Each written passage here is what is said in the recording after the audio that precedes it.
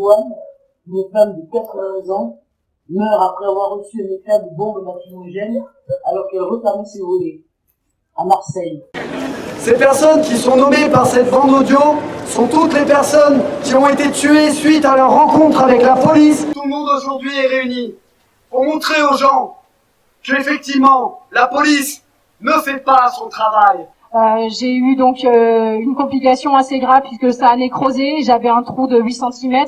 On minimise la blessure qu'on a en se disant oh là là j'ai de la chance, j'ai pas perdu une main, j'ai pas perdu un œil. Voilà où on en est en France actuellement quand on rentre de manifestation. Le contrôle aux faciès en France est une réalité et c'est aussi une forme de violence. Je tiens aussi à ce qu'on souligne toutes ces femmes qui ont effectivement subi cette violence policière. Parce que vous voyez, malgré tout les gens passent, ils ne s'arrêtent pas.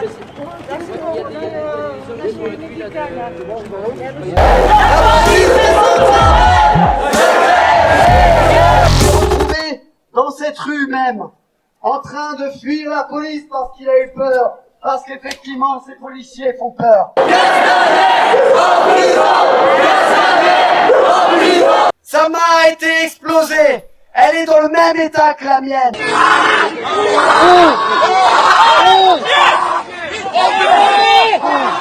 Et d'un coup votre vie bascule.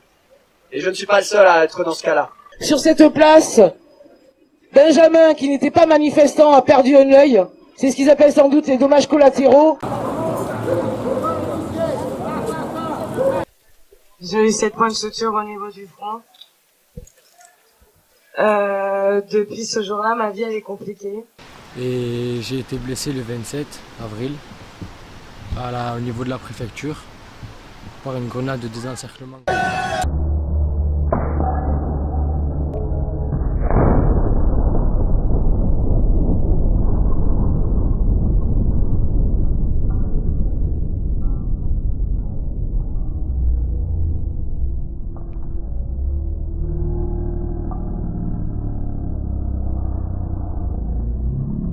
J'étais touché par une grenade de désencerclement, mais j'étais hospitalisé 5 jours. J'ai perdu l'usage de mon œil droit. Ils ont pas détruit ta vie. Ils ont mis ta vie sur pause. Elle va reprendre ta vie. Elle va reprendre votre vie. Radio policière, il faut que ça cesse! Il faut que ça cesse!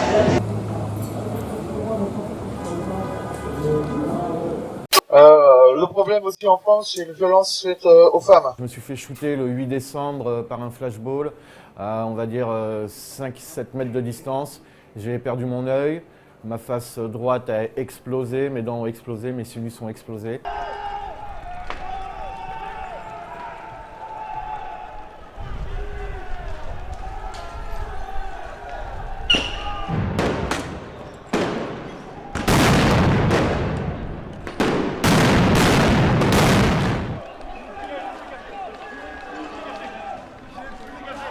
C'est un petit peu dur quand même parce que moi j'ai fait mes armes chez les paras, au 9e RCP à Pamiers.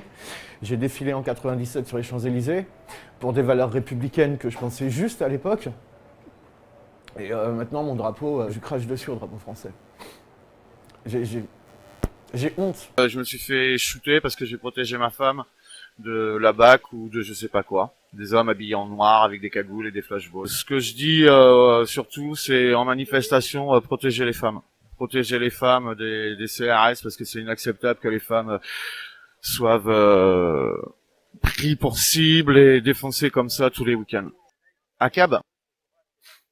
Je peux pas passer au-delà, j'ai trop de colère en moi, surtout que ma femme vient de perdre son bébé. Dû au gaz, à cause des gaz. Donc non, j'ai pas... Là, non, je peux pas faire de sourire. Je peux pas. J'espère que c'est pas arrivé pour rien et que ça va être pour des bonnes causes. Avec d'autres personnes mutilées, nous avons fondé un collectif qui s'appelle les mutilés pour l'exemple.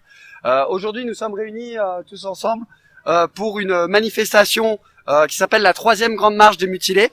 Donc parce que c'est la 3e marche que nous organisons et nous réclamons donc l'interdiction des grenades LBD et autres armes policières et de toute forme de violence policière quelle qu'elle soit. J'ai été très touché par cette journée. Franchement, j'ai failli, il y a eu des moments où j'ai failli craquer. C'est quand même incroyable de se retrouver face à des personnes comme ça qui ont perdu peut-être un membre, mais qui aussi sont sur le point d'avoir de gros bouleversements dans leur vie. C'est terrible. C'est terrible pour nous. J'ai du mal à comprendre comment les gens peuvent vivre naturellement alors qu'il y a des gens qui se font éborgner, qui se font taser, qui prennent des flashballs, qui se font réellement déglinguer par une police que j'appellerais une police d'État quand on voit ce qu'elle fait, parce que c'est pas pour notre sécurité. Et ouais, j'ai un peu de mal à voir la non prise de conscience des gens et voir que dans mes amis, dans des gens que je côtoie, on nous prend un peu pour des fous quand on raconte toutes ces histoires-là. Et là, de voir des gens qui partagent un petit peu cet avis, qui partagent ces vécus, qui ont vu ces choses-là et qui essayent d'en témoigner, ouais, je trouve ça assez fort. Mais je trouve ça dommage que les gens puissent passer devant sans trop s'inquiéter de leur de la vie pour la vie de leurs enfants, pour la vie entre guillemets démocratique. Voilà. Pas de justice, pas de paix. Pas de justice, pas de paix.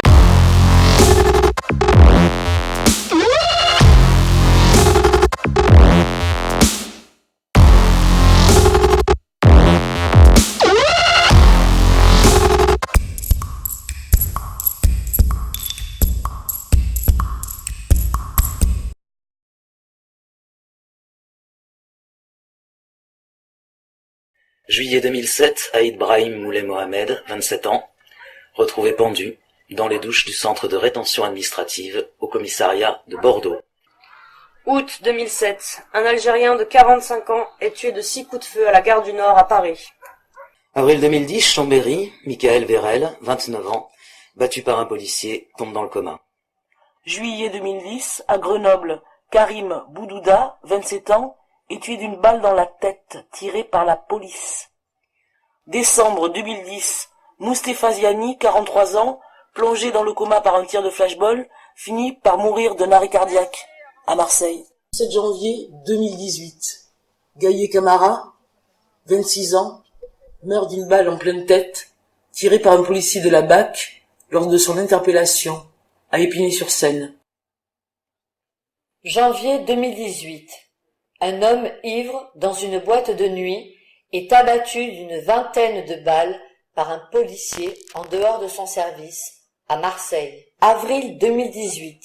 Ismaël D., vendeur à la sauvette, meurt après un passage à tabac par des policiers à Versailles. Juin 2018.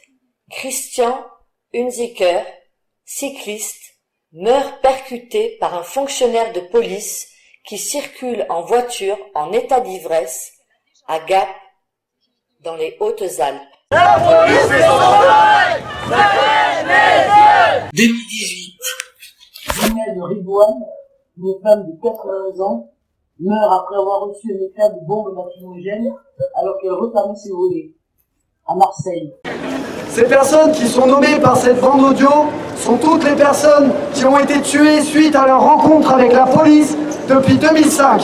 Elle n'est même pas à jour puisqu'à ce jour, en 2019, on est déjà à au moins 30 personnes qui ont été tuées par la police. Rien qu'en 2019. Et c'est en moyenne 15 par an de cette bande audio qui décrit les noms et la façon dont ils ont été tués dure 25 minutes. Durant 25 minutes, vous avez le nom de toutes les personnes qui, suite à leur rencontre avec la police, ont perdu la vie.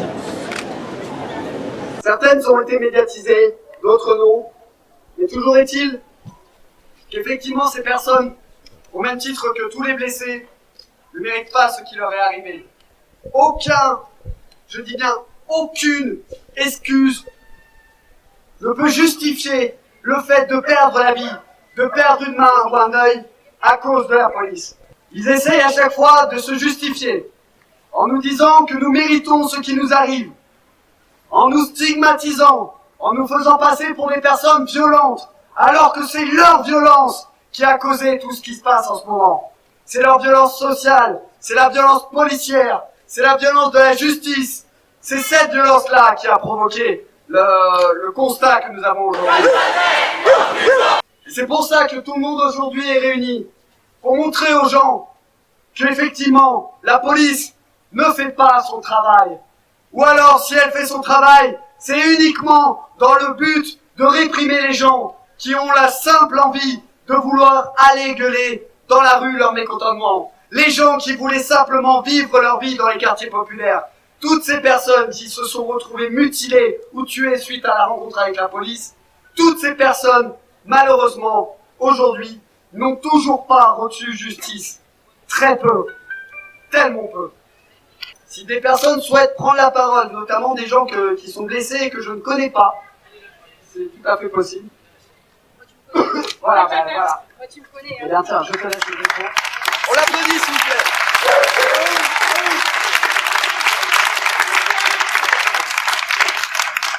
Bonjour à tous, merci d'être là pour nous. Donc Antoine, on se connaît parce qu'on fait partie du collectif des mutilés pour l'exemple. Donc effectivement, on est beaucoup de blessés, c'est inadmissible. On est là pour nos droits, on est là pour nos enfants, on est là pour nos grands-parents, pour nos handicapés. Et on se bat pour tout ça, on se bat pour vivre au quotidien normalement, pour avoir des salaires décents. Moi personnellement, donc je travaille, mon mari travaille et malheureusement, on a souvent des fins de mois difficiles. Pourquoi on s'est battu? C'est pour ça. Moi, je suis là aujourd'hui, je vous avoue, c'est la première manifestation que je fais depuis le 12 janvier, date à laquelle j'ai été blessée. Ça me fait beaucoup de bien de vous voir tous ensemble autour de moi, parce que c'est pas évident. On a peur de la police, on les voit, on se dit qu'est-ce qu'ils vont encore nous faire. Vous voyez, là, je les ai vus devant nous escorter. La première réaction que j'ai eue, c'est les enfants, calmez-vous, j'en ai déjà pris un.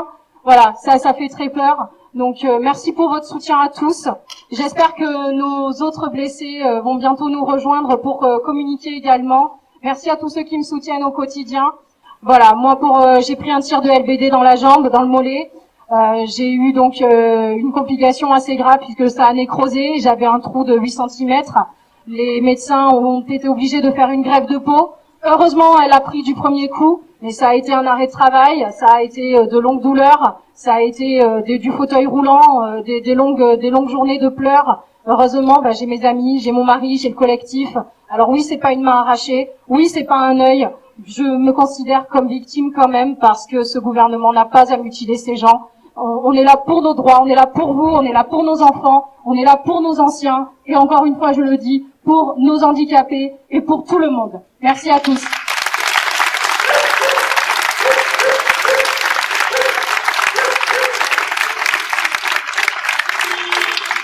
Comme disait Floriane, l'assistante, elle dit « Je suis pas mutilée, mais je me considère quand même comme victime. »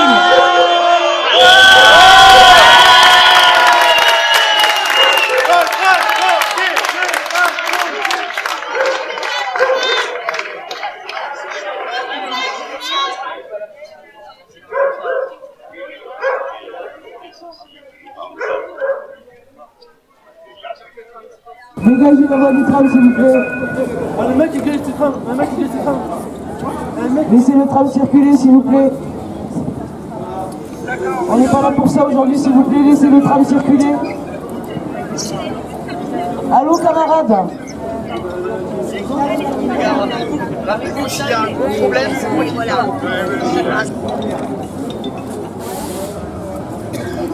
L'important, c'est pas de bloquer le tram aujourd'hui, l'important, c'est d'être visible dans la dignité pour nos victimes. Et de témoigner. Et de témoigner s'il y a des personnes qui ont été victimes de violences, bien évidemment. On aura l'occasion samedi prochain de bloquer le tram, ne vous inquiétez pas, ça fait que 45 semaines qu'on les fait chier en centre-ville, on va pas s'arrêter, donc aujourd'hui, essayons de respecter ce qu'ont décidé les blessés et les mutilés, c'est une manifestation déclarée, qui doit se passer dans le calme et dans la non-violence, c'est la non-violence qui caractérise quand même globalement le mouvement des Gilets jaunes. Floriane nous dit je n'ai pas perdu de main, je n'ai pas perdu d'œil, mais je me sens quand même victime. Je fais partie du collectif contre les abus policiers, le CLAP 33. Il faut savoir que la violence et la répression qui s'est abattue sur les Gilets jaunes a été telle que face aux mutilés, des personnes qui ont reçu des tirs de LBD et qui ont eu des bleus, des chevilles, des entorses, comme dit Floriane, des choses comme ça nécrosées, n'osent même pas venir nous voir ou porter plainte en comparaison aux camarades qui ont été mutilés. Tellement, effectivement, quand on voit une personne avec une main arrachée, une joue arrachée, un œil arraché, on minimise la blessure qu'on a en se disant « Oh là là, j'ai de la chance, j'ai pas perdu une main, j'ai pas perdu un œil. Voilà où on en est en France actuellement. Quand on rentre de manifestation avec nos deux pieds, avec nos deux mains et nos deux yeux, on considère qu'on est des miraculés. On considère que sur le champ de bataille qui est devenu les rues de Bordeaux depuis 45 semaines, nous sommes des rescapés à chaque fois qu'on rentre de manifestations entiers et non mutilés ou non blessés. Voilà la réalité des manifestations en France aujourd'hui.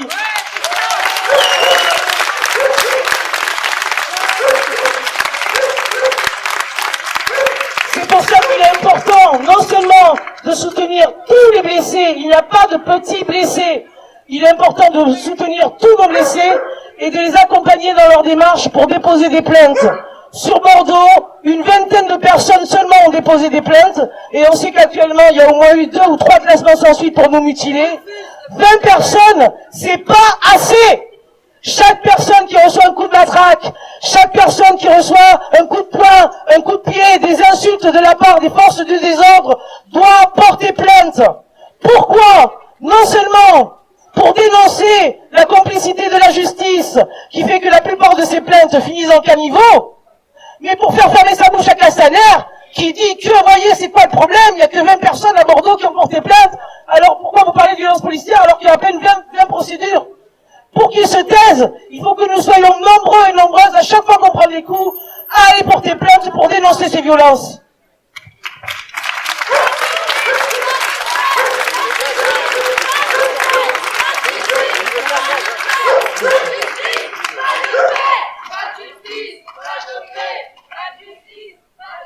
Il est aussi important que les gilets jaunes, qui malheureusement ont appris à manifestants de quoi était capable l'État policier, restent solidaires ou commencent à être solidaires des quartiers populaires qui depuis des décennies et sans aucune raison subissent ces violences policières.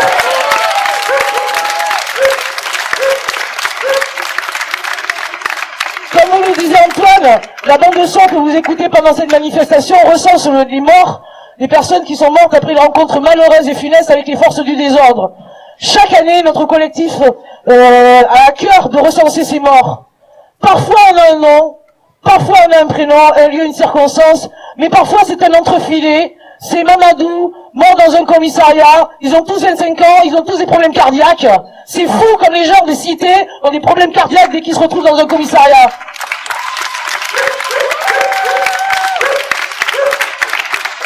Donc aujourd'hui, nous rendons hommage aux gens des quartiers qui subissent les violences policières dans l'indifférence totale de la population, parce que c'est justifié souvent par cité égale racaille, cité égale dealer, donc c'est pas grave si on les violente, c'est presque normal si on les tue, vous voyez, quelque part ça nous protège, là pour le coup, c'est pas normal. Et nous voulons saluer ici aujourd'hui à Bordeaux le travail du collectif Adama Traoré.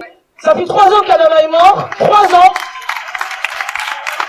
Et 3 ans que ce collectif mène un combat, non seulement pour obtenir justice et vérité pour leurs frères décédés, bien évidemment, mais un combat de convergence et de cohérence avec toutes les luttes que nous menons depuis des années. Ils sont sur les piquets de grève, ils sont avec les gilets jaunes, ils comprennent eux déjà que ce combat qu'ils mènent est beaucoup plus large que la mort d'Adama Traoré. Donc nous saluons le combat qui est mené par Assa Traoré à Beaumont, par Youssef Bragni à Paris, etc., etc., et à travers eux tous les collectifs de famille. David Ndiaye, etc., etc. Il y en a trop. Donc à nous, manifestants, souvent blancs, et c'est pas grave, hein, c'est mieux que rien, de toute façon, mais à prendre conscience du racisme d'État qui pèse sur les banlieues et qui amène à plus de 30 morts chaque année. Merci. Merci beaucoup. Merci. Ce que Myriam nous a dit sur les quartiers est vrai. Malheureusement, la police, ça ne va pas seulement que sur les manifestants. Et ça ne s'arrête pas non plus uniquement aux personnes dans les quartiers populaires. Il y a aussi d'autres formes de police, malheureusement, de violence policière. Celle qu'on voit beaucoup moins, c'est la violence psychologique, quotidienne. Donc, effectivement, on parlait des quartiers populaires. Il faut savoir que aujourd'hui, la France est dénoncée un peu partout par plusieurs institutions en termes de contrôle aux faciès. Le contrôle aux faciès en France est une réalité. Et c'est aussi une forme de violence. C'est l'humiliation pour calmer les gens, pour les empêcher de s'exprimer. Ensuite, il faut aussi ne pas oublier toutes ces femmes qui ont malheureusement voulu aller déposer plainte pour viol à la police et qui se sont vus refuser leur dépôt de plainte parce que les policiers considéraient qu'elles avaient de la chance que le mec soit effectivement un beau gosse, alors que quand même, c'est quand même assez abusé, on se fait violer, après on dit, tu devrais dire merci, ou encore, c'est pas, enfin, voilà, moi je tiens aussi à ce qu'on souligne toutes ces femmes qui ont effectivement subi cette violence policière, qui malheureusement n'est pas physique, qui est psychologique et donc malheureusement beaucoup plus invisible. Donc voilà, merci pour elles aussi, on les encourage et on les soutient. Merci, on va reprendre la marche. On va aller rendre hommage à Olivier qui a été flashballé, le pompier flashballé qui est tombé dans le coma juste là. Donc ça sera l'occasion d'agiter un petit peu cette rue Sainte-Catherine. Parce que vous voyez, malgré tout, les gens passent, ils ne s'arrêtent pas. Donc on va leur expliquer d'un peu plus près pourquoi on est là.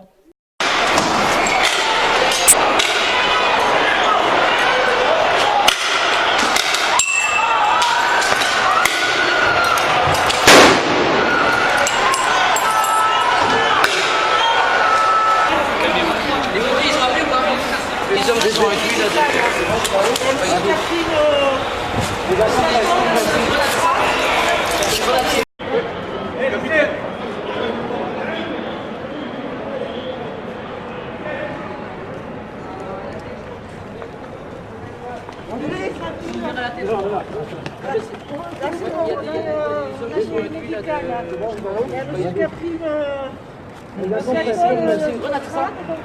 C'est une grenade qui s'est reçue, je crois. On est à Bordeaux, C'est quelle rue, là? C'est quelle rue, s'il vous plaît? C'est la rue. C'est la rue. Maison de la Dorade. Et là, vraiment, il y en a, il faut venir, parce que là, vraiment, il y en a. Enlevez. Là, il saigne. Là, c'est vraiment le crâne. Alors, attendez, les numéros, c'est quoi, là? Attends, 2 secondes. Enlève. Flashball à la tête.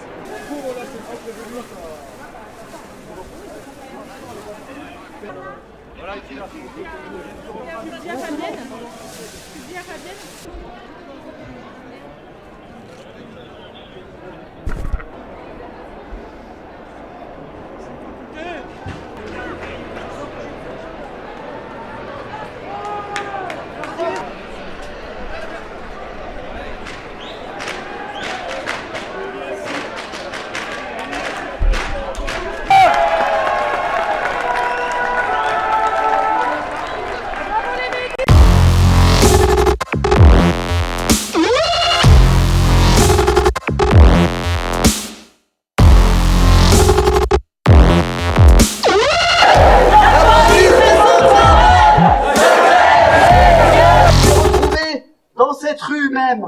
En train de fuir la police parce qu'il a eu peur, parce qu'effectivement ces policiers font peur. Il essayait de fuir et pendant ce temps, les policiers, la BAC pour ne pas les nommer, lui a shooté.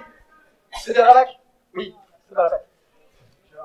La BAC lui a shooté dans la tête alors qu'il était de dos en train d'essayer de s'enfuir. Olivier s'est retrouvé là dans une mare de sang.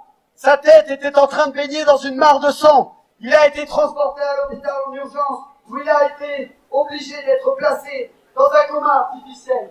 Il y est resté plus de une semaine, peut-être deux, je sais. 2 semaines, vous voyez.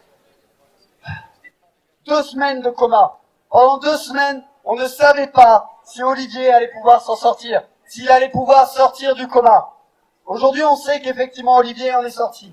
Mais il n'en est pas sorti indemne. Les problèmes psychologiques, les problèmes neurologiques aussi, dus à un tel choc à la tête, ont fait que, effectivement, aujourd'hui, Olivier ne peut plus pratiquer son métier.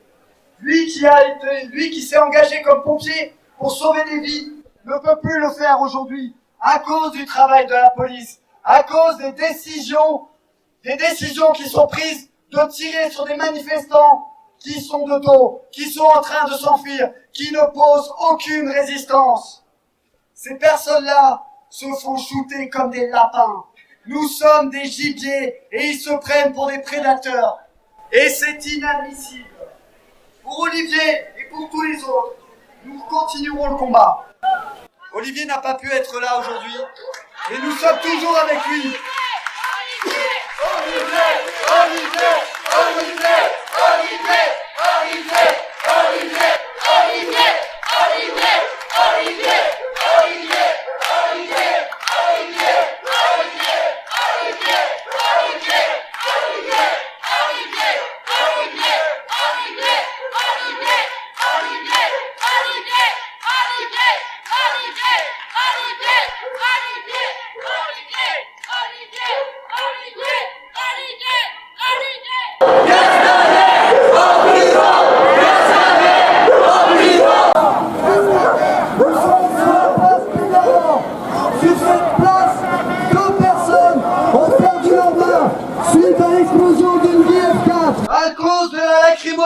À cause de la bousculade provoquée par la violence de la police, s'est retrouvé à terre, face contre terre. C'est là qu'il a vu une Grief 4 rouler vers lui. Il a simplement étendu sa main pour la repousser, pour ne pas se la prendre dans le visage. Il aurait pu mourir avec ça. Sa main a été explosée. Elle est dans le même état que la mienne.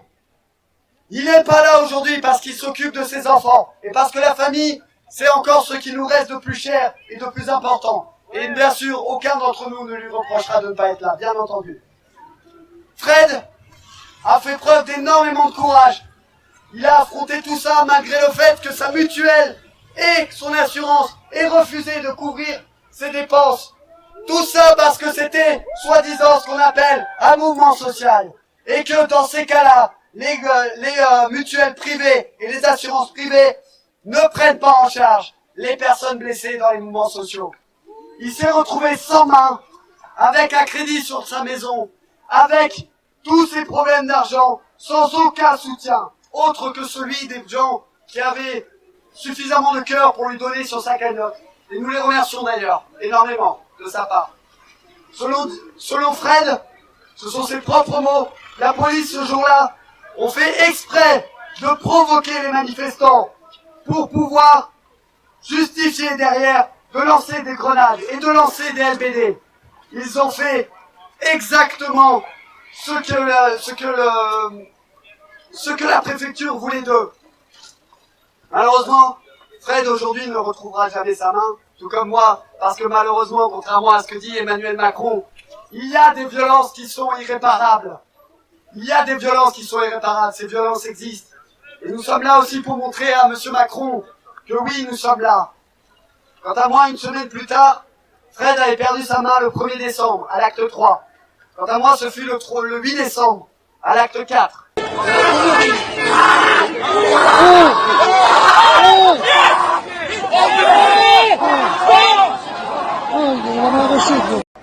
Parmi eux, un jeune manifestant est évacué par les pompiers. Sa main vient d'être arrachée par une grenade de désencerclement, selon son témoignage. J'ai vu un bâton qui roulait à mes pieds. Les seuls trucs que j'avais vu rouler à mes pieds jusque-là, c'était de la lacrymo. Quand je l'ai ramassé pour le lancer, le truc explose. Ma main explose. Ils peuvent pas nous envoyer ça dans la gueule.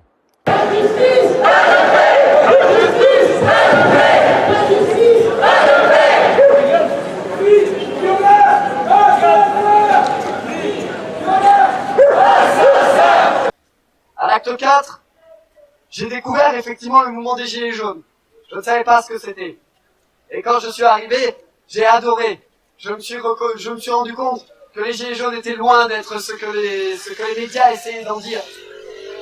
Au contraire, j'ai vu beaucoup de joie, beaucoup de colère aussi, mais beaucoup de joie. Ça m'a fait énormément de bien. Quand nous sommes arrivés à la place Péberlan, un mur de CRS nous attendait. De la lacrymo à ne plus savoir qu'en faire, nous est tombé dessus d'un seul coup. Les flashballs ont commencé à voler.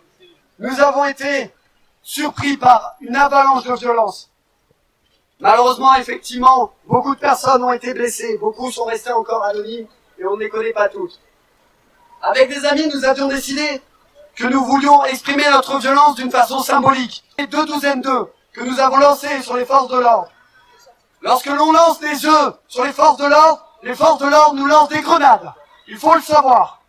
Effectivement, lorsque je suis arrivé, j'étais parti faire une pause et lorsque je suis revenu, la place était dans un chaos tel qu'on se serait cru dans Il faut sauver le soldat Ryan. Vous connaissez tous cette scène. Il y a un véritable chaos ambiant. Tout ça parce qu'effectivement la police ne sait pas faire autrement le maintien de l'ordre que par la violence et par l'escalade. Lorsque je me suis avancé, c'était sans crainte. Parce qu'à l'époque, pour moi, la police était incapable de blesser quelqu'un. Quelle naïveté j'ai pu avoir. Toutes les personnes qui me disent qu'il faut être idiot pour avoir ramassé une grenade, je leur dis oui, effectivement, j'étais idiot de penser ça. De penser qu'effectivement je pouvais aller en France manifester pour mes droits, que je pouvais sortir dans la rue pour donner mon avis, pour essayer de faire entendre ce que je voulais dire, et que derrière il n'allait pas essayer par tous les moyens de m'en empêcher. Comme pour toutes les personnes qui sont aujourd'hui ici présentes, et pour toutes les personnes qui vont tous les samedis dans les rues. Lorsque cette grille F4 a roulé à mes pieds, je ne savais pas ce que c'était. Comme beaucoup d'autres gens, je ne savais pas ce que c'était. Je ne connaissais pas l'existence de ces explosifs qui malheureusement sont utilisés depuis bien longtemps, notamment dans les quartiers populaires et surtout sur les ZAD.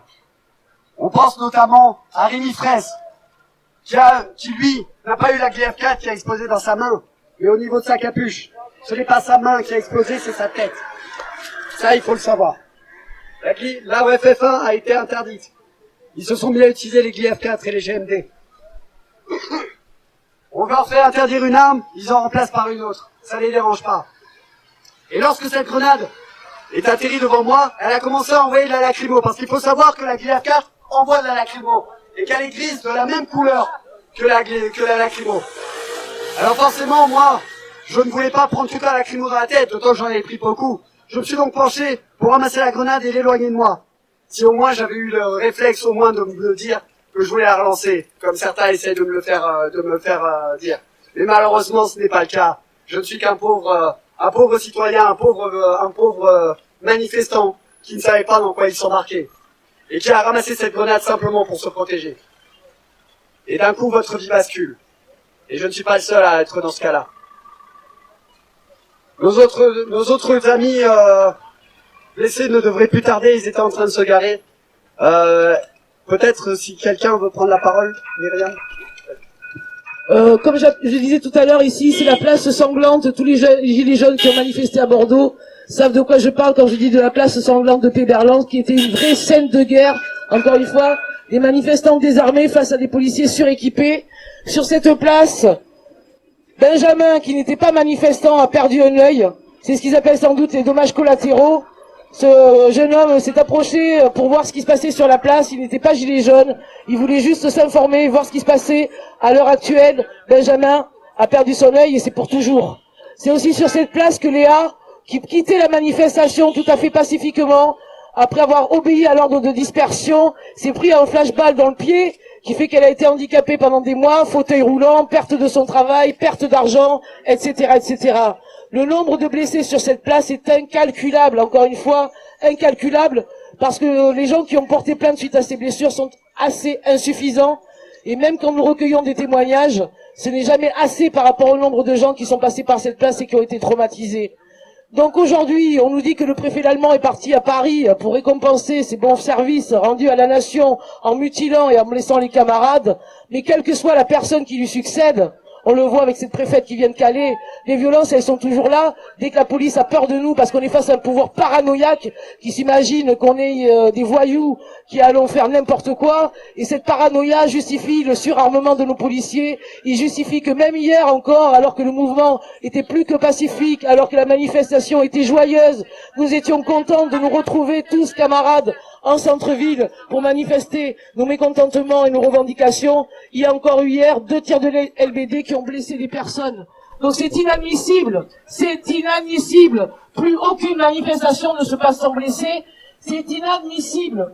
On n'est pas en Chine, il paraît, je sais pas comment ça se passe en Chine, on n'est pas en Hong Kong, il paraît, on entend monsieur Macron qui a tout fait à cœur de dire « Ah, regardez, les pauvres Hongkongais et tout machin, pour la démocratie, pour la liberté, ils croient qu'on se bat pourquoi, nous, pour des patates ?» On se bat aussi pour la démocratie, pour la liberté. Et nous, la répression que subit est bien plus grave encore que la répression que subissent les gens de Hong Kong. Quand vous regardez les images, bien sûr qu'il y a des violences. mais leur policier est 10 fois moins équipé que les nôtres.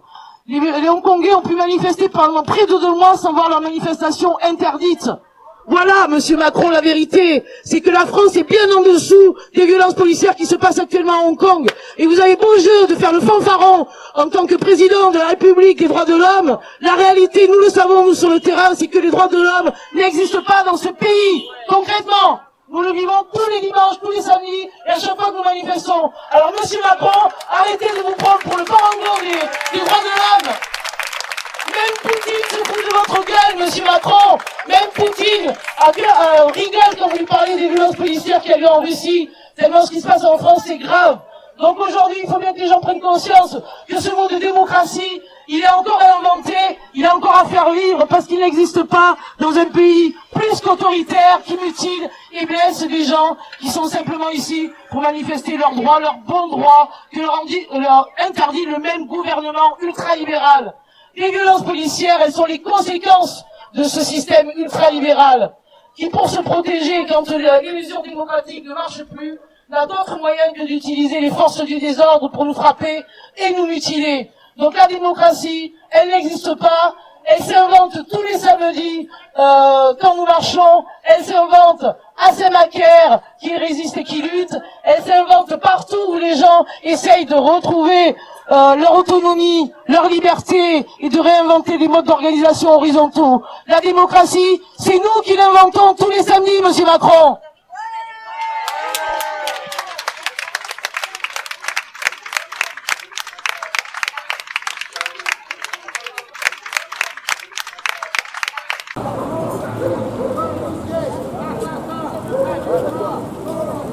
Et on a eu de lacrymo.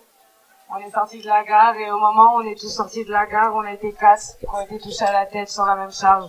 En regardant derrière nous, en se retournant, on était tous les 4 impactés à la tête. J'ai eu 7 points de suture au niveau du front. Depuis ce jour-là, ma vie elle est compliquée.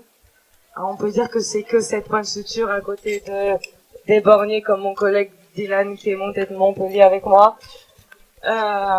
Psychologiquement, c'est compliqué d'avoir été visé, d'avoir été blessé par la police. C'est, par exemple,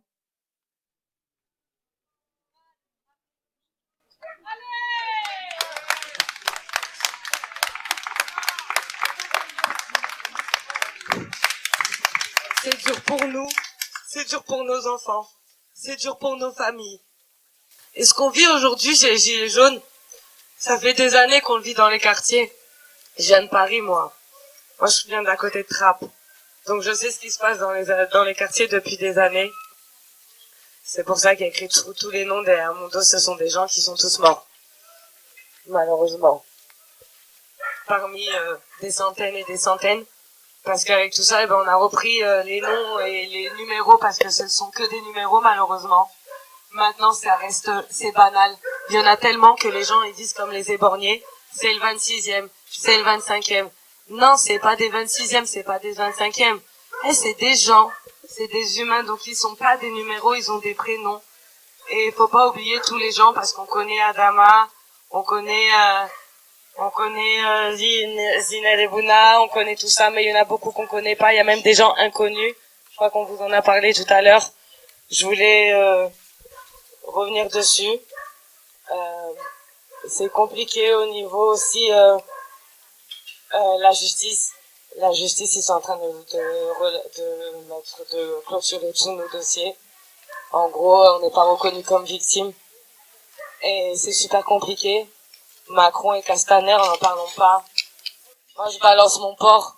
Parce que Macron et Castaner, ce sont des porcs. Macron et Castaner, ils tapent sur les femmes. Ils éborgnent des gens. Ils arrachent des mains. Il y a des femmes enceintes qui perdent leurs enfants en manifestation parce qu'ils sont matraqués. En fait, au bout d'un moment, on est en France, on n'est pas dans un pays de guerre. On est dans un pays libre, un pays où on peut manifester. Et je trouve ça inadmissible, en fait, qu'en France, en 2019, il y a encore tout ça, là. 1, 2, 3, 4, 5, 6, 7, 8, 9, 10, 11, 12, 13, 14, et c'est pas fini. Et les gens, ils se rendent pas compte. Et je remercie tous les gens qui sont encore là aujourd'hui. On peut dire que le mouvement s'essouffle, mais je pense pas qu'il s'essouffle. Et je pense que c'est pour tous ces gens-là. Parce que moi, je me bats pas pour moi. Moi, j'ai que 7 points de suture. Avec des problèmes psychologiques, mais j'ai que 7 points de suture. Il y a des gens, ils ont perdu des yeux et des mains et ça repoussera pas, en fait. Quand on entend qu'il n'y a pas de violence policière et pas de blessures irréparables. Excusez-moi, mais venant du président de la République, de Castaner, ben voilà. C'est rien que du mensonge et, excusez-nous, enfin, ok, on a été en retard, mais le nombre qu'on est aujourd'hui, c'est pas normal, en fait. Parce que ça, c'est pas un mouvement gilet jaune, c'est un mouvement du citoyen, en fait. Et je trouve pas ça normal qu'on soit si peu dans la rue. Voilà, la répression policière, et je trouve pas ça normal que les gens, ils ouvrent pas les yeux et qu'ils voient pas que ce gouvernement, c'est des gros menteurs. Et ça se voit, en fait. On leur prouve A plus B avec des preuves et on arrive encore à nous dire que non, on a tort. Non, qu'on s'est pris un caillou. Non, enfin, désolé, on s'est tous pris un caillou dans la tête petit et on n'a pas eu un trou de 15 cm, on n'a pas perdu un œil. Donc, en fait, au bout d'un moment, enfin, je sais pas, je sais même plus ce qu'il faut faire, en fait, pour que l'État et le gouvernement ouvrent les yeux, en fait. Je sais même plus, en fait, ce qu'il faut faire. On est vraiment perdu. Ouais, faut pas lâcher. Mais, ouais, on lâchera pas. Mais, c'est des années de justice. On aura justice, mais vous savez, madame, même quand on a justice, malheureusement, il y a Casti qui va venir parler tout à l'heure. Casti est un éborgné de 7 ans, il a pris un LBD dans l'œil, devant le stade La Mosson, il vous expliquera tout à l'heure. Ouais, il a gagné, mais il a gagné une somme misérable pour l'œil qu'il a perdu. Il a gagné au bout de 7 ans, mais une somme misérable pour l'œil qu'il a perdu. Donc 7 ans, sa vie, elle s'est arrêtée pendant 7 ans, elle est en pause. Et au jour d'aujourd'hui, il repart encore dans le juridique parce qu'il va faire appel de ce qu'on lui a donné, en fait. C'est une miette. Donc ouais, on va gagner. Mais en fait, pendant que tout ce temps-là, notre vie, elle est sur pause. Et moi, je me réveille et je pense qu'à ma blessure et je pense qu'aux gilets jaunes et je pense qu'à tous les autres blessés jusqu'à temps que je m'endors. Et enfin, excusez-moi, mais moi, je dis tout le temps, je pisse gilet jaune, je mange gilet jaune, je bois gilet jaune, je dors gilet jaune, je fais tout gilet jaune. Même mon anniversaire a été fait gilet jaune. Voilà, donc je vais poser la parole à mon collègue et voilà, merci beaucoup à tout le monde.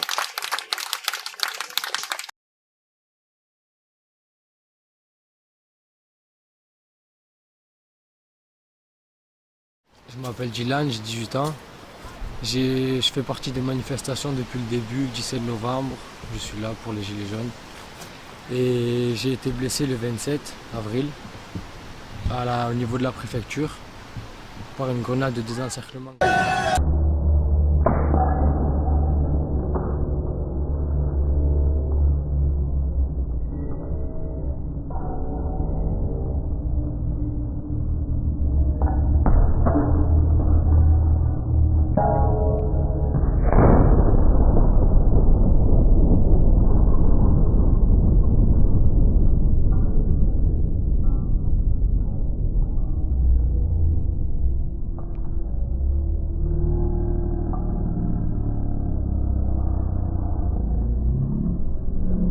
Et ils m'ont enlevé l'œil, carrément.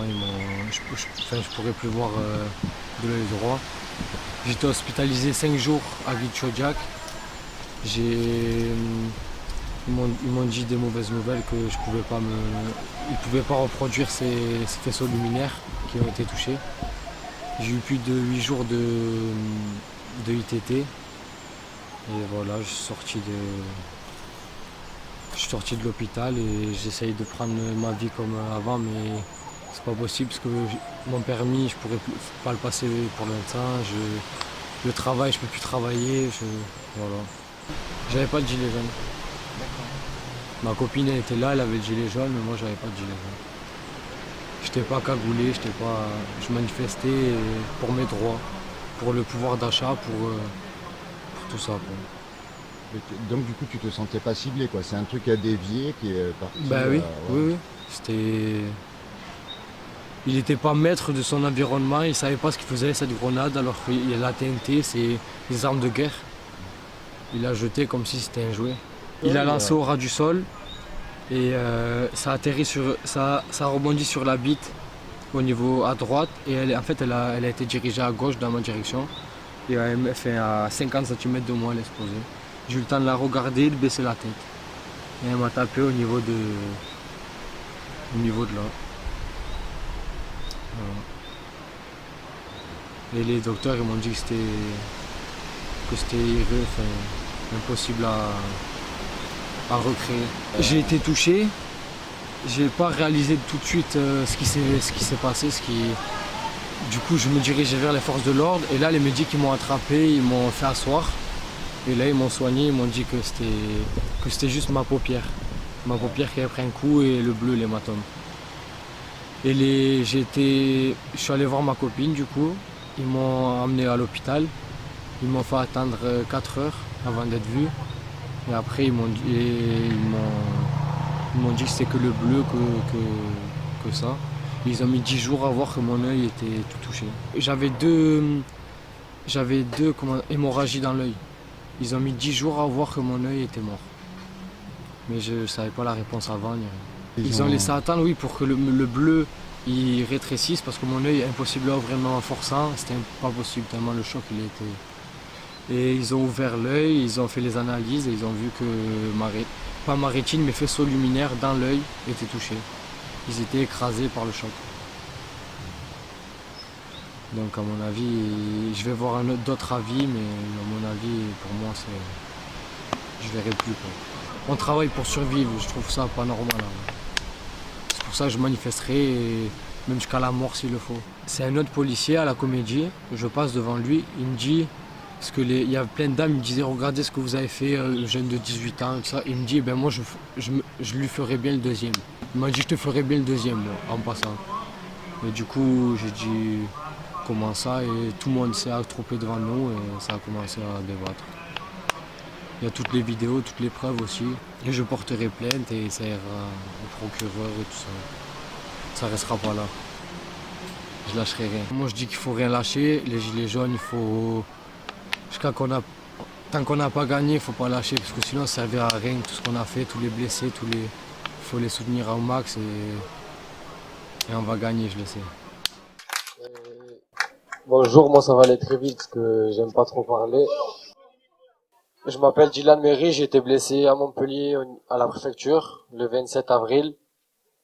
J'étais touché par une grenade de désencerclement, mais j'étais hospitalisé 5 jours.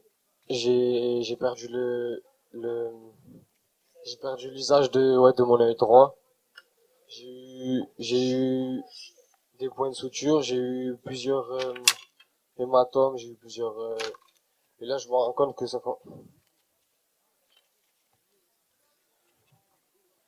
commençait à être jaune. Bon, on lâche rien et force au honneur, comme on dit.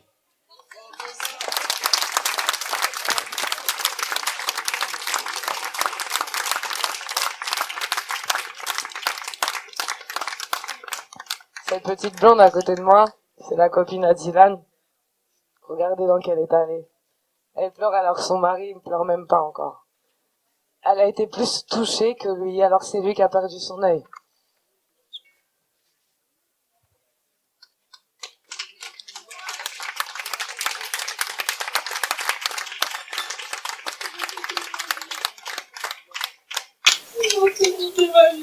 Ils n'ont pas détruit ta vie.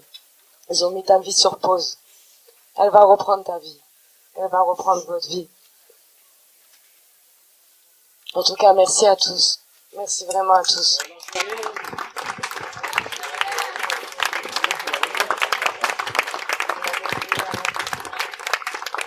On peut reprendre la marche si vous voulez.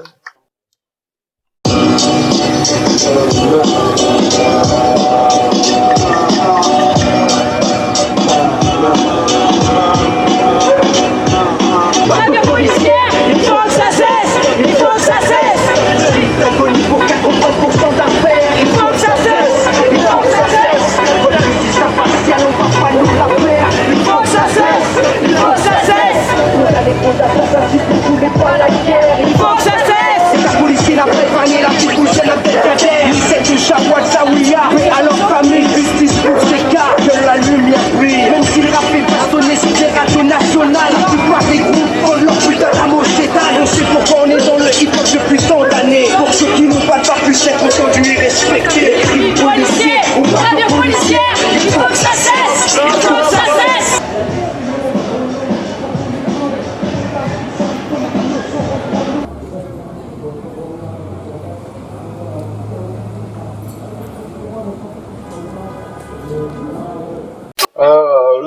aussi en France, c'est une violence faite aux femmes.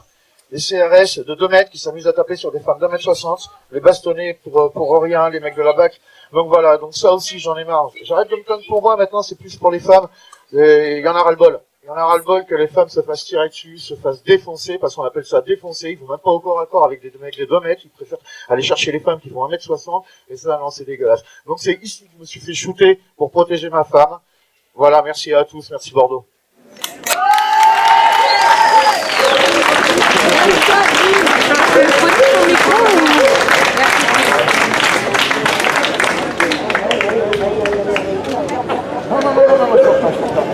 Aujourd'hui,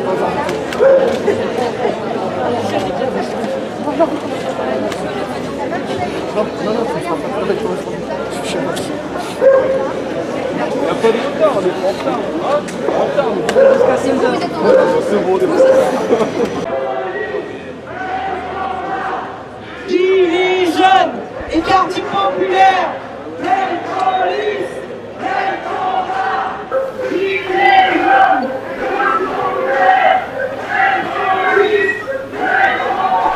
bonjour, je m'appelle Jean-Marc, on me connaît sous le nom de Jim, donc je suis d'Oléron. Je suis horticulteur, mais je ne peux plus exercer mon métier parce que je me suis fait shooter le 8 décembre par un flashball à, on va dire, 5-7 mètres de distance. J'ai perdu mon œil, ma face droite a explosé, mes dents ont explosé, mes sinus ont explosé.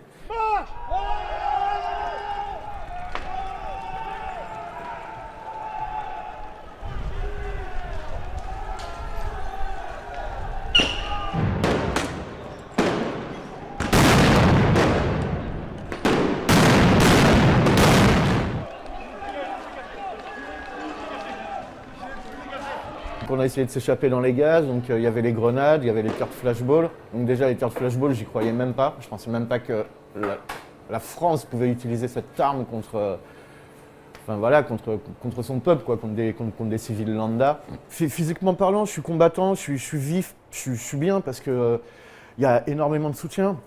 Par contre, moralement, j'ai des faiblesses. Des faiblesses parce que la perte d'un œil, c'est quelque chose de très dur.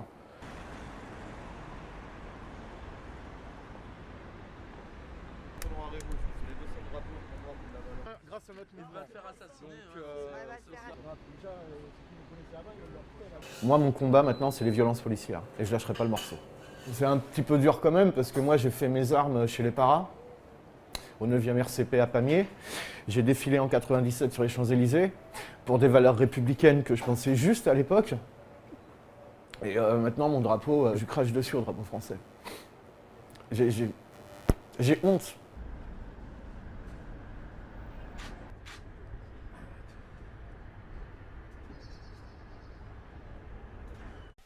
Bonjour. Alors, est-ce que tu peux nous rappeler brièvement ce qui t'est arrivé, quel est le contexte de ce qui t'est arrivé?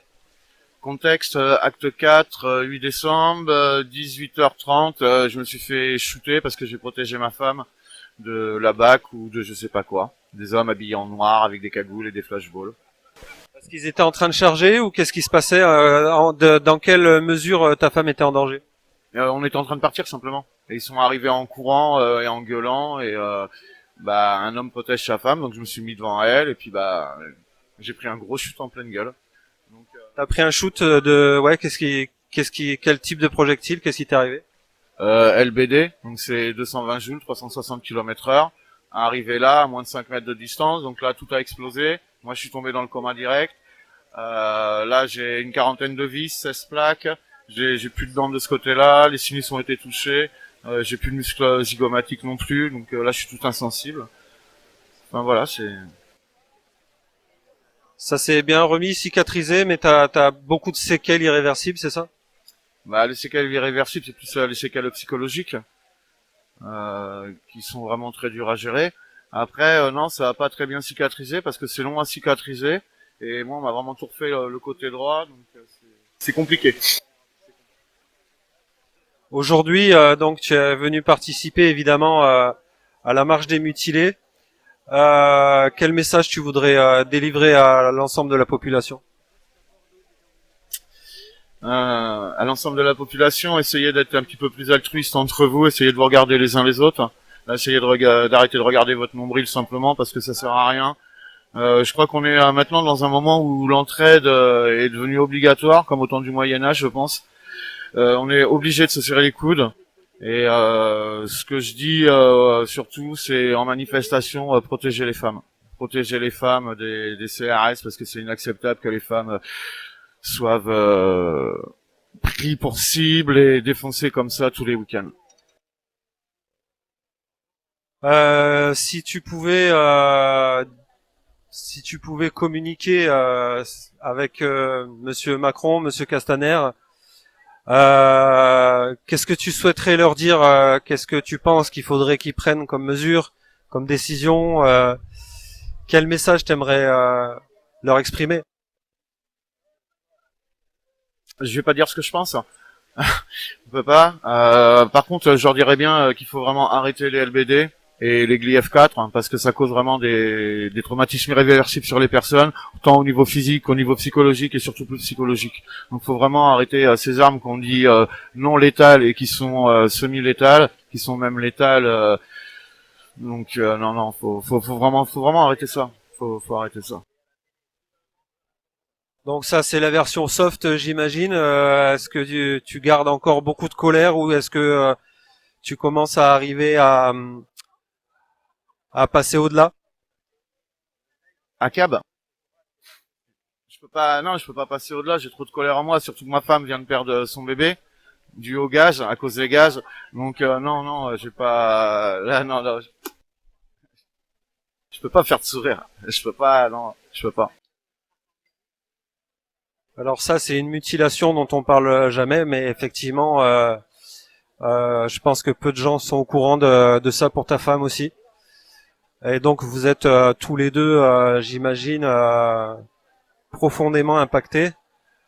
Comment vous faites ensemble pour surmonter tout ça? C'est compliqué parce que c'est des phases de la vie qui font que soit tu te sépares ou soit tu restes ensemble. Donc nous non, on s'est pas séparés, on a préféré serrer les coudes et se parler et rester très proches l'un de l'autre. Donc c'est pour ça que ma femme ne travaille pas en ce moment ou travaille très peu. Moi je peux plus travailler de toute manière pour l'instant. Donc on essaye vraiment de se reconstruire un maximum à tous les deux, faire beaucoup d'activités, marcher, aller à la plage et enfin essayer de changer les idées parce que c'est dur. Franchement, c'est dur. Est-ce que par rapport à ce qui t'est arrivé et puis aussi par rapport à ce qui est arrivé à ta femme, est-ce qu'il y a eu un dépôt de plainte de fait, un recours juridique? Oui, j'ai une avocate qui s'appelle Ophélie Berrier qui est à Bordeaux et qui s'occupe que de violences policières principalement. Donc on est en train de faire les démarches parce qu'il m'a fallu beaucoup de temps déjà d'acceptation parce que j'ai culpabilisé quand même pendant pas mal de temps et donc j'ai pas engagé les procédures tout de suite. Et les procédures à l'heure actuelle elles ne servent à rien parce que enfin je vais pas dire qu'elles servent à rien mais tout le monde est débouté, tout le monde a des non-lieux donc on dit que les caméras de vidéo ne marchent pas, quelqu'un qui se fait sauter sur les Champs-Élysées, les vidéos ne marchent pas, il y a jamais rien qui marche donc non. Donc oui, on va déposer plainte, on fait tout ça et même par rapport à Céliac qui m'a vu mourir pratiquement dans ses bras le 8 décembre, blessé psychologique, on est en train de monter quelque chose parce qu'on peut pas laisser faire ça. Ce qui est compliqué en plus dans ton affaire, c'est que tu me disais tout à l'heure t'as pas réussi à retrouver des vidéos de la scène que tu décris. Sur le plan purement juridique, purement technique, ça en est où? Ça en est où? Il va falloir aller à l'IGPN. Et c'est quelque chose que je vais faire à reculons parce que déjà j'ai même plus envie de les voir, j'ai même pas envie de rentrer dans un commissariat. Je peux plus. Mais ton avocate va s'en occuper, elle? Ouais, elle s'occupe de tout. C'est une très bonne avocate, je lui fais confiance. Donc on est au tout début de la procédure, c'est ça? Ouais, pour moi on est au tout début de la procédure. Je te remercie, j'imagine que c'est jamais facile d'être interviewé en permanence, de faire marche sur marche sur marche. Mais merci pour ton courage et pour ce témoignage. Merci à vous. Merci. Namasté. Je m'appelle Dylan Méry, j'ai été blessé à Montpellier au niveau de la préfecture. le 27 avril. J'ai perdu l'usage de mon œil droit. J'ai été hospitalisé 5 jours à Montpellier, à l'hôpital. Et ouais, ils ont vu 10 jours après que j'ai perdu les faisceaux luminaires dans l'œil. Du coup, ça a impacté un peu ma vie, le travail, le permis, tout ça. Est-ce que tu peux nous rappeler le contexte, dans quel contexte ça t'est arrivé? Ben, moi, j'étais devant les CRS, là-bas. J'étais avec les médics et la presse à droite de la poste, à la préfecture. Et on était quatre. Franchement, on était 4 devant eux. Il y avait pas de quoi jeter 4 grenades comme ça. C'était une pour chacun, c'était vraiment pour faire mal. Et en fait, ils ont reçu une bouteille d'eau. Et là, je sais pas ce qu'il a lancé la grenade qui a dérivé sur moi, en fait, à mes pieds. Et du coup, je l'ai pris dans l'œil. Et là, les street medics sont arrivés directement et ils m'ont pris en charge, quoi. Il y avait pas de raison de lancer ça. Il y avait pas de violence, si c'était pas en danger, il y avait rien. Du coup, pour toi, ça a dû être un effet de surprise sur le coup, j'imagine. T'as pas compris ce qui t'arrivait? Parce que c'était, en fait, j'ai regardé l'erreur que j'ai fait, et ça a explosé. En fait, j'ai pas eu le temps de faire quoi que ce soit. Ouais. J'étais prêt à partir. En plus, il y avait pas de violence, il y avait rien. J'étais avec les street medics, la presse. J'ai pas. Ouais. Comment tu fais aujourd'hui un peu pour reconstruire ta vie, comment tu fais pour vivre cette nouvelle vie? En fait, c'est comme une nouvelle page qui s'ouvre, même si elle est difficile, mais voilà, est-ce que tu peux nous expliquer un peu comment tu tiens le coup, quoi? Ben, je me rendais pas compte de tous les contraintes qu'il y allait avoir, mais là je m'en rends compte petit à petit. C'est difficile, mais bon, c'est comme ça. Hein. On peut pas revenir en arrière, il faut aller de l'avant. Tu es suivi un petit peu, tu as fait des démarches pour être un petit peu aidé? Ouais, il y a la LDH qui sont beaucoup avec moi. Il y a beaucoup de monde qui m'entoure, qui m'aide, parce que moi j'étais pas dans ce milieu-là avant. Je comprends rien en vrai. Et là, ouais, j'ai beaucoup de soutien, je suis pas tout seul. Sur le plan juridique, t'as porté plainte, Je suis en train là. C'est en cours. D'accord, on est au tout début d'une procédure, c'est ça? Ouais, c'est ça. Quel message tu voudrais transmettre à l'ensemble de la population? Ben, qu'on lâche rien, et je sais que ça va payer. On a fait ça pour rien.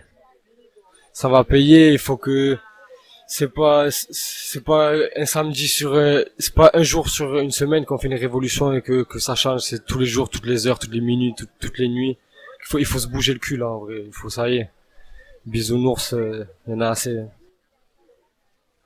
Aujourd'hui, t'es encore au stade de la colère, ou t'arrives à prendre un petit peu de recul? J'ai pris du recul, heureusement, sinon je me serais perdu dans tout ça, mais j'ai pensé à moi, je me suis mis bien dans ma tête, et là j'arrive à faire la part des choses. Quelle vision d'ensemble tu arrives à porter sur la situation en France, et quel message tu voudrais exprimer pour conclure? Ben, franchement, ouais, j'ai pas de mots. J'ai juste hâte que ça aboutisse à un truc, tout ce qu'on a fait là. C'est ça, avoir la sensation que ce qui t'est arrivé, ça te soit pas arrivé pour rien, quoi, c'est ça? Ouais. Clairement, ben ouais, j'espère que c'est pas arrivé pour rien, ça va être pour des bonnes causes. Je te remercie, Dylan. Je te souhaite une bonne fin de journée. Merci. Donc bonjour, je m'appelle Antoine Boudinet, j'ai 26 ans. J'ai eu ma main qui a été arrachée par une BF4 le 8 décembre à Bordeaux suite à l'explosion. Donc cette grenade que j'ai ramassée fait partie effectivement des armes de la police qui ont mutilé pas mal de gens. Avec d'autres personnes mutilées, nous avons fondé un collectif qui s'appelle les mutilés pour l'exemple. Aujourd'hui, nous sommes réunis tous ensemble pour une manifestation qui s'appelle la 3e grande marche des mutilés. Donc parce que c'est la 3e marche que nous organisons, et nous réclamons donc l'interdiction des grenades LBD et autres armes policières et de toute forme de violence policière quelle qu'elle soit. Parce qu'effectivement, à un moment, il faut bien se rendre compte que les violences policières qu'ont subi les manifestants gilets jaunes depuis maintenant 9 mois sont loin d'être les seules violences policières qui existent. Malheureusement, il y a eu un énorme travail qui a été fait d'invisibilisation de toutes les violences policières, notamment dans les quartiers populaires, notamment dans les manifestations précédentes, sur les ZAD aussi. Ce sont des violences policières qui, malheureusement, jusqu'ici, sont passées sous le radar de la conscience des gens, mais qui, aujourd'hui, grâce au travail de tout le monde, commencent un peu à émerger et les gens commencent à prendre conscience. Et ça, c'est génial. Du coup, moi, j'aimerais remercier pour cette manifestation la Ligue des droits de l'homme, sans qui effectivement cette manifestation n'aurait pas pu avoir lieu, le Club 33 qui m'a aidé énormément à organiser, Jim bien sûr avec qui a permis aux blessés d'avoir un gîte pour les accueillir, pour qu'effectivement ils puissent venir. J'aimerais remercier aussi le collectif 4 couleurs qui m'a aidé à faire la promo. Enfin voilà, donc remercier toutes les personnes qui se sont investies. La bataille contre les violences policières, elle ne fait que commencer. Aujourd'hui, c'était une manifestation, il y en aura bien d'autres. C'était la 3e, mais il y en aura beaucoup d'autres après. Et on continuera à se battre tant qu'effectivement les blessés n'auront pas eu justice et tant que le système n'aura pas changé de façon drastique. Alors à ce propos, justement, Antoine, j'ai une question à te poser. Donc on a appris cette semaine que ton dépôt de plainte donc est passé en jugement au tribunal et que ça a été classé sans suite. Avant que tu nous dises ce que tu en penses, si tu es d'accord, est-ce que tu veux bien nous dire déjà qu'est-ce que tu as ressenti toi intérieurement à l'annonce de ce verdict? Alors beaucoup de gens s'attendent à ce qu'effectivement je sois déprimé par cette histoire de plainte de l'IGPN classée sans suite. Ce qu'il y a, c'est que l'information sort maintenant, mais moi je suis au courant depuis déjà 2 mois. Ça fait 2 mois que mon avocat m'a appelé en me disant ça. Le truc, c'est que avec mon avocat, on savait déjà que ça allait être comme ça. On était au courant que ça allait faire ça. En fait, si pour être exact, c'est juste le début en fait. C'est le commencement là. Malheureusement, la requête de l'IGPN est une étape qu'il faut faire, à laquelle on ne peut pas échapper. Il faut attendre qu'elle passe pour passer à la suite. Mais là, effectivement, ce qu'on va faire, c'est là, ça fait 2 mois qu'effectivement, on constitue un dossier pour pouvoir faire appel, saisir le juge d'instruction et se porter partie civile. C'est une nouvelle étape. Je dis pas que ce sera la dernière. Généralement, ce genre de procédure pour obtenir enfin gain de cause, ça prend des années. Je ne parle pas de 3 ans, mais plutôt de 7, 8, 10 ans pour certains. Je suis pas le premier à avoir fait ces démarches et je serai probablement pas le dernier. Donc malheureusement, on ne peut pas griller les étapes. Je peux pas aller directement à la Cour européenne des droits de l'homme sans passer par le reste d'abord. Mais quoi qu'il arrive, on ne lâchera rien et quoi qu'il arrive, on continuera à aller manifester, à faire toutes les démarches qu'il faut et voilà, on ira jusqu'au bout. Et tu en es où sur ta rééducation avec la prothèse? Alors ma rééducation est officiellement terminée. Maintenant, j'ai un prothésiste privé avec qui on est en train de travailler sur ma prothèse définitive. Normalement, il finit de recevoir les pièces cette semaine, enfin la semaine qui arrive là. Et normalement, d'ici cette fin de semaine, là, on pourra avoir, j'aurai ma prothèse définitive et qui fonctionne très très bien et qui sera toute neuve et que j'aurai pour 5 ans. Tout à l'heure, on a entendu que les mutuelles privées et les assurances privées n'indemnisaient pas dans ce cas de situation. Comment tu as pu faire, toi, pour être indemnisé? Alors j'ai de la chance puisque ma mutuelle étant la MNT et mon assurance la Maïf, les deux ne se préoccupaient pas de savoir que c'était en manifestation ou pas. À partir du moment où j'étais blessé, ils m'ont pris en charge. Donc là-dessus, j'ai eu beaucoup de chance. Après, il faut savoir qu'effectivement, tout le monde n'a pas cette chance. Certaines personnes, effectivement, se retrouvent sans travail à cause de leurs blessures et sans aucun soutien des assurances et des mutuelles. Donc effectivement, c'est très grave parce que on a des personnes qui sont dans un état psychologique particulièrement compliqué. Salut Patchy, salut François. Salut. Donc vous êtes street medic et je vous remercie de m'accorder un petit peu ce témoignage un petit peu particulier sur cette journée particulière, parce que évidemment on imagine qu'en tant que street medic vous en avez vu aussi des vertes et des pas mûres. Qu'est-ce que vous pouvez nous exprimer sur ce que vous avez ressenti de cette journée aujourd'hui? J'ai été très touché par cette journée. Franchement, j'ai failli. Il y a eu des moments où j'ai failli craquer. C'est quand même incroyable de se retrouver face à des personnes comme ça qui ont perdu peut-être un membre, mais qui aussi sont sur le point d'avoir de gros bouleversements dans leur vie. C'est terrible. C'est terrible pour nous. Moi, il y a un bouleversement qui est assez important, mais il y a surtout, je sais pas, une incompréhension de la prise de conscience, enfin de la non prise de conscience des gens. J'ai du mal à comprendre comment les gens peuvent vivre naturellement alors qu'il y a des gens qui se font éborgner, qui se font taser, qui prennent des flashballs, qui se font réellement déglinguer par une police que j'appellerais une police d'État quand on voit ce qu'elle fait, parce que c'est pas pour notre sécurité. Et ouais, j'ai un peu de mal à voir la non prise de conscience des gens et voir que dans mes amis, dans des gens que je côtoie, on nous prend un peu pour des fous quand on raconte toutes ces histoires-là. Et là, de voir des gens qui partagent un petit peu cet avis, qui partagent ces vécus, qui ont vu ces choses-là et qui essayent d'en témoigner, ouais, je trouve ça assez fort.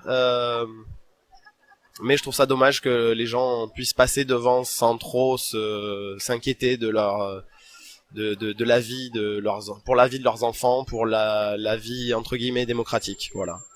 On a encore eu droit pendant qu'on était dans le cortège. J'ai une personne qui m'est passée à côté tout à l'heure qui nous a dit qu'on était des cassos. Moi, ce que j'aperçois dans ce mouvement-là, c'est absolument pas ça. C'est au contraire des actions, des moments que l'on vit ensemble qui nous renforcent, qui nous rapprochent et qui font que moi, ce que j'entends là, c'est surtout de la colère par rapport à tout ce qui nous est infligé socialement et étatiquement. Il a raison de parler de police d'État, hein. Mais il y a aussi de la joie. On est joyeux de se retrouver ensemble. Et ça, malheureusement, beaucoup de personnes qui sont à l'extérieur de ce mouvement ne veulent pas l'entendre et ne veulent pas le voir. Ok, merci pour déjà cette première impression de cette journée. Est-ce que vous pouvez nous dire chacun quel a été votre cheminement, quel a été le cheminement personnel qui vous a amené à devenir street medic? Moi, alors au départ, je suis arrivé sur le mouvement, je prenais des photos. Et très rapidement, je me suis rendu compte que quand on a l'œil dans l'objectif, il y a des tas de choses qui se passent et qui nous mettent en danger. Les tirs de flashball, dès l'acte 4, je me suis rendu compte que c'était hyper dangereux. J'ai également vu une personne qui n'avait rien à voir avec les manifestations dans le cours Victor Hugo, à l'embranchement cours Victor Hugo et rue du Mirail, qui s'est ramassé une grenade de désencerclement alors qu'il était à l'abri, tout simplement parce qu'un gars de la BAC a envoyé la grenade en cloche. Ça m'a beaucoup marqué et je me suis dit qu'il fallait que j'arrête la photo. Donc j'y suis retourné sur le terrain en tant que manifestant et j'avais dans mon sac systématiquement des dosettes de sérum physiologique parce que je savais qu'il y avait des personnes qui étaient beaucoup plus aguerries que moi et qui allaient en nécessiter pour se décontaminer, enfin éviter se décontaminer des gaz lacrymogènes. Et lors de l'acte 12, je me suis fait arrêter. Je me retrouvais sur cette place. Un assaut a été lancé sans même qu'il y ait de sommation. Je me suis fait attraper dans une petite rue derrière, la rue du Pont de la Mousque. Et en fait, en cellule, ça m'a fait me dire que je ne voulais pas quitter ce mouvement et qu'il fallait que je trouve une autre manière de m'investir. Et je me suis investi par le biais des médics. Ok, merci. Et pour toi? Pour moi, ça a été d'abord rencontrer la réalité en fait des gilets jaunes en venant voir directement ce qui se passait dans la rue, parce que j'entendais beaucoup de choses dans les médias et je voulais voir réellement si c'était vraiment l'extrême droite qui était dans la rue, si c'était les extrémistes, etc. Donc je suis allé rencontrer des gens qui n'étaient pas du tout ceux qui étaient décrits par les médias. Et dans ce premier mouvement que j'ai eu, auquel j'ai participé, c'était le 1er décembre 2018. Et il y a eu une personne qui a perdu un morceau de sa joue à gauche, qui pendait. Il y a eu une personne qui a perdu des doigts. J'ai vu du sang, j'ai vu des morceaux de personnes au sol, et j'ai vu des médics en fait aider, participer et secourir en étant débordés. Et je leur ai posé la question tout simplement de savoir comment on pouvait aider à partir du moment où moi j'avais un PSC1, donc un diplôme de secourisme. Et pour moi, c'était quelque chose de militant et quelque chose d'impensable. Enfin, c'est surtout impensable de pouvoir supporter ça et de voir les pompiers arriver, se faire gazer directement, visés par la police. C'était pas possible, donc il fallait que je puisse venir et aider et être utile à un mouvement qui pour moi était légitime. Et bon, ça m'a valu un petit tour au commissariat pendant quelques heures. Mais je suis resté jusqu'au bout et j'ai voulu continuer à participer. J'ai rencontré les Croix Bleues, donc à l'époque il n'y avait pas Apache, il y en avait d'autres. C'était très désorganisé par rapport à ce qu'on a aujourd'hui. Mais on a commencé à chercher une efficacité, à chercher à militer d'une autre manière, à militer pour l'humain avant toute chose et à venir soigner les gens qui en prenaient plein la gueule. Si je sais pas si ça vous est arrivé, on a vu ça sur Paris. Si vous voyez un policier blessé au sol, quelle serait votre réaction, ou quelle a été votre réaction si ça vous est arrivé? Je me doutais de la question et j'avoue que j'ai tellement de colère par rapport à ce qui se passe que franchement je ne sais pas. J'en ai aucune idée. Beaucoup d'entre nous répondraient que en fait ce dont je m'aperçois au sein de nous, notre mouvement de médic, c'est qu'il y a des personnes qui sont engagées, qui sont militantes. Je pense que je fais partie de celles-là, et d'autres qui sont plus là pour le côté secouriste, et qui donc ne viennent pas en fait par conviction politique. Ouais, c'est vraiment ça. Ce serait plus par désir d'exercer en tant que secouriste. Moi, en tant que militant, après tout ce qu'on a vu, après avoir vu des femmes se faire tabasser au sol, des femmes enceintes, des hommes qui se sont ramassés des tirs de flashball au niveau de l'œil. Quand ils parlent du sang qu'on a vu, oui, on en a vu, oui. Mais moi, ça, je ne comprends pas la posture de la police. Enfin, pour moi, il y a un devoir de désobéissance à un moment donné. Donc, voir un policier au sol, franchement, je sais pas. Moi, je l'aborde d'une manière un petit peu différente. Je vais voir d'abord l'humain. Enfin, je vais faire abstraction de ça. C'est-à-dire qu'on s'est imposé chez les Croix Bleues. Alors, je parle pas pour les Croix Bleues, je parle vraiment pour moi. Je veux pas impliquer qui que ce soit là-dedans. Je suis pas l'organisation, c'est pas moi, loin de là. Mais on a un devoir. On s'est donné un devoir de neutralité. Ce devoir de neutralité, pour moi, c'est pas un devoir d'arrêter de penser. Moi, ça me fera pas plaisir d'aider. Si je vois un flic au sol se faire déglinguer, ça va pas me faire plaisir. Si lui-même a déglingué d'autres personnes, ça va pas me faire plaisir. Moi, j'aime pas la violence. À partir de là, ma pensée va s'arrêter s'il y a un blessé. Ma pensée va s'arrêter là s'il y a un blessé. S'il y a un blessé, la personne elle a un besoin d'être secourue. Je vais aller la secourir.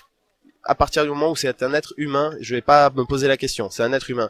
Derrière, on lui fera le procès qu'il y a à lui faire, on fera ce qu'il y a à faire. Mais, et ma pensée ne changera pas. Ma pensée, ce sera toujours, si je suis contre cette personne, je ne manquerai pas de lui dire. Par contre, s'il y a une urgence vitale, oui, je vais y aller. Oui, forcément. Par contre, si c'est de la bobologie, parce que les pauvres, ils ont pris les gaz lacrymogènes qu'ils ont balancés sur la foule, je vais avoir plus de mal à aller donner du Malox ou du sérum physiologique. J'ai envie de leur dire qu'ils prennent un petit peu leurs responsabilités. Comme disait Pachi, il y a un devoir aussi leur devoir à eux de neutralité. Faut pas qu'ils l'oublient non plus. Enfin, faut qu'ils partent du principe qu'il y a des êtres humains en face, et ils l'oublient complètement. Ils traitent des individus au lieu de traiter de manière individuelle, ils traitent un groupe comme si c'était un seul individu. Donc s'il y a une personne en colère, ils partent du principe que tout le monde est en colère. Ils vont gazer tout le monde. Ils vont pas se prendre la tronche à savoir s'il y a des enfants, s'il y a des personnes âgées, s'il y a des handicapés. Ils vont y aller. Quoi qu'il se passe, ils vont y aller et ils vont traiter les gens de la même manière. Moi, c'est pas comme ça que je vais fonctionner. Je vais les traiter de la même manière pour les sauver s'il y a besoin de les sauver. Mais par contre, j'aurai toujours mon jugement personnel. Voilà. Mais je vais les traiter, oui. Pour moi, oui, en tout cas. Quel message de prévention vous pourriez apporter aux manifestants pour les futurs samedis, pour les futures manifestations, quelles qu'elles soient d'ailleurs? Message de prévention. Est-ce que vous auriez des recommandations, des précautions à prendre pour éventuellement, si ça peut, je sais pas, si ça peut aider à éviter qu'il y ait encore d'autres blessés, quoi, je sais pas. Là, pour le moment, le mouvement à Bordeaux est quand même très très calme. Enfin, c'est devenu de plus en plus pacifiste. On a bien vu hier soir que devant la mairie, on s'est retrouvé là-bas. Je crois qu'il était aux alentours de 18h et on est resté très calme. Donc là en ce moment, pour moi, il y a pas particulièrement de conseils à donner. Par contre, c'est vrai que dans certains contextes, j'ai le souvenir d'un de nos camarades gilet jaune qui a sur son, et je crois qu'il est là d'ailleurs, qui a sur son gilet écrit gibier jaune. Lorsqu'il y a des gazages, lorsqu'il y a des tirs de LBD, ne courez pas. C'est à ce moment-là que vous devenez du gibier. Ne courez surtout pas. Les mouvements de foule peuvent faire beaucoup de mal, ouais, effectivement. C'est la panique, en fait, c'est le pire ennemi dans un gros groupe. C'est le pire ennemi. Les gens se marchent dessus, se bousculent, se font tomber, et c'est un des pires ennemis.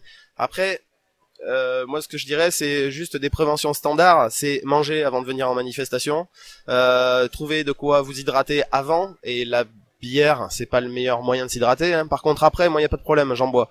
Mais avant ou pendant, c'est pas forcément la meilleure des idées. Avoir une bouteille d'eau sur soi, avoir son traitement médical sur soi en cas de pépin pour les gens qui vont avoir des soucis médicaux, type, je vais parler pour mon cas, diabète, et être clair par rapport à ses proches, et si possible, ne jamais venir tout seul. Parce que quand on part au commissariat, si jamais on part au commissariat, personne ne pourra prévenir. Donc c'est des petites choses basiques, mais ne pas venir seul en manifestation, ne pas venir en tongs et en short, parce qu'un LBD, quand on a les jambes nues, ça fait toujours plus mal qu'avec un jean, même si le jean protège pas de grand chose. Mais on peut prendre un tir de LBD, on peut prendre un coup de matraque, on peut prendre du gaz, donc avoir de quoi se protéger un minimum, et comme disait Pachi, éviter les mouvements de panique, savoir identifier d'où vient le problème, et pas hésiter à aller contre un mur, à aller se mettre à l'abri. En fait, c'est avant tout devenir inactif dans un endroit où on va pouvoir ne pas gêner la circulation des personnes. Voilà, donc c'est avoir conscience de ça. Je veux pas à chaque fois finir ce que tu dis, mais je rajouterais que y a autre chose. C'est par rapport aux bières, moi je suis complètement d'accord avec François. Enfin les bières sur les manifestations, on voit que c'est problématique. D'une part, en plus de ça, ça ternit l'image des gilets jaunes qui sont considérés comme des gros beaufs ivrognes. Et il faut rester vigilant aussi pendant les manifestations et ne pas céder aussi à la parano. On entend énormément de parano dans les cortèges, où un tel est machin, un tel est ceci, un tel est cela, de la BAC ou machin. Non, tant qu'il n'y a pas de preuves, on n'accuse pas. Ça a failli causer de gros problèmes à des personnes dans le cortège même, alors que ces gens-là sont des gilets jaunes.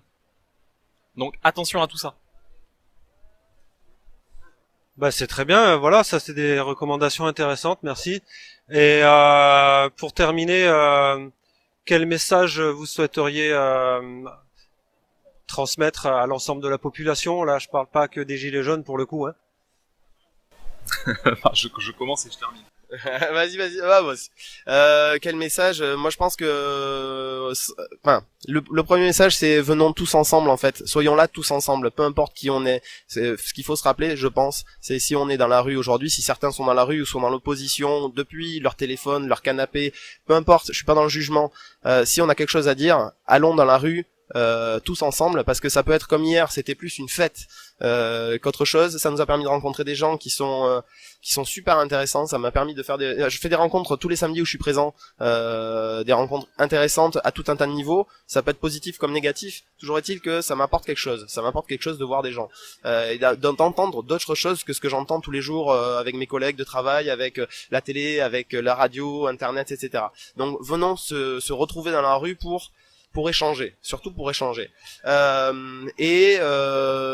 Et après, arrêtons de se tirer dans les pattes entre syndicats, gilets jaunes, écologistes.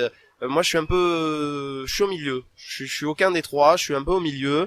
Mais je suis là et je refuse personne, vraiment. Donc, arrêtons de se tirer dans les pattes. Faisons masse, vraiment. Faisons front face à ce qui nous semble être une injustice et soyons nombreux. Je pense que le nombre, s'il est médiatisé, toi c'est ton boulot, donc voilà, je trouve ça très bien justement que ça soit médiatisé. Si on médiatise 100 personnes, c'est pas la même chose que si on médiatise 10 000 personnes. Quand on médiatise 10 000 personnes, l'impact ne sera pas le même. Les gens ne peuvent pas se dire je mets des œillères, je vois pas. Quand c'est dans la télé, quand ils sortent de chez eux, quand ils voient vraiment du monde, ils se disent il y a peut-être quelque chose à voir. Peut-être qu'ils vont aller se poser la question de est-ce qu'il y a pas quelque chose derrière, est-ce qu'ils sont pas en train de râler pour une bonne raison.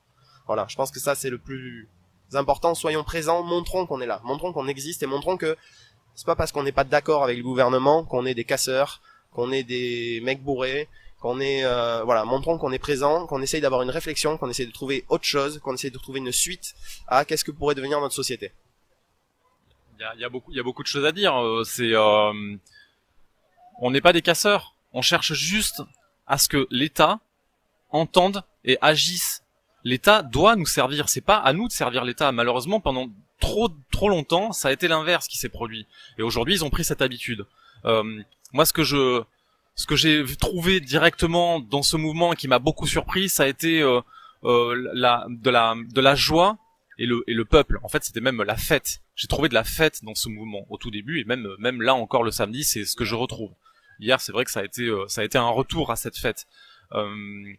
Mais je voulais surtout témoigner à toutes les gilets jaunes et tous les gilets jaunes de nous en tant que médics, notre immense respect qu'on a pour ces personnes qui viennent chaque samedi depuis des mois et surtout qui viennent sans protection. Nous, on est casqués, on est masqués, on a des protections.